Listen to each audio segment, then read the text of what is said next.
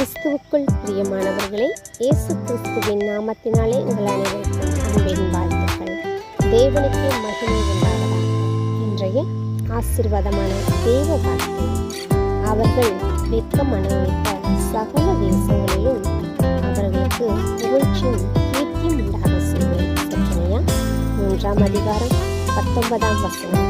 இந்த வசனத்தின்படி தேவனாய் கர்த்தரை ஆசீர்வதிப்பாராக. எகிப்திலே சிறுமை ஜனங்கள் வெட்கத்தை அவமானத்தை அடைந்தவர்களாய் தலை குனிந்து வாழ்ந்து கொண்டிருந்தார்கள். அதே இடங்களிலே தேவனாய் கர்த்தர் அற்புதத்தையும் அதிசயத்தையும் செய்து தம்முடைய ஜனங்களை விடுதலையாக்கி அவர்களுக்கு கீர்த்தியும் புகழ்ச்சியும் உண்டாக செய்யும்படியாக கானான் தேசத்தை சுதந்திரிக்கும்படியாக தேவன் வழிநடத்தினார் என்று பார்க்கிறோம். ஆம் பிரியமானவர்களே, இந்த நாளில் பல காரியங்கள் நிமித்தமாக தலை குனிந்து நீங்கள் வாழ்ந்து கொண்டிருந்த நிலைமை இன்றோடு மாறப்போகிறது.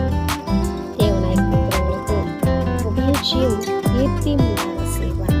சகல இடங்களிலும், தொழில் செய்கிற இடங்கள், படிக்கிற இடங்கள், மற்ற வேலை செய்கிற இடங்கள், ஊழியம் செய்கிற இடங்களிலும் தேவனாய் கர்த்தர் உங்களை ஆசீர்வதித்து உங்களுக்கு புகழ்ச்சியும் கீர்த்தியும் உண்டாக செய்வார். அற்புதம் அதிசயம் உங்கள் ஊழியங்களில் நடைபெறும். அதன் நிமித்தமாக அநேக சாதியாளர்களை தேடி வருவார். ஆசீர்வாதமாக இருக்கும். நாளிலே யாரையும் உங்களுக்கு வெட்கத்தை உண்டாக்கும்படியாக உங்களோடு கூட போராடி கொண்டிருந்தார்களோ அவர்களே உலகமாக சார்ந்து வருவார். நிலைக்கிய அலிசத்திலே வந்தது போல கர்த்தரோடு கூட இருக்கிறார் என்று சொல்லி அவர்களே தேவ நாமத்தை மகிமைப்படுத்துவார்கள், உங்களை புகழ்வார்கள்.